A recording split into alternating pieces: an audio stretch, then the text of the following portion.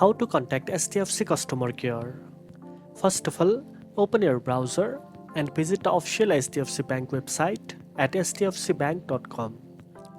Scroll down to the bottom of the page and click on the customer care link under the Need Help section.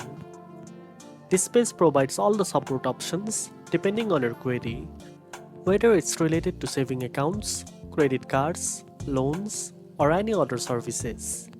Next, you will see multiple ways to get in touch, such as requesting a callback, filing out a complaint form, or using live chat support. Just choose the option that suits your best. If you would rather visit the branch in person, use the branch locator tool available on the website to find the nearest one. This way, you can speak directly with the bank representative for quicker assistance. And that's it. Now you know how to contact HDFC customer care. If you found this video helpful, don't forget to like, share, and subscribe for more banking tips. Thanks for watching, and I'll see you in the next one.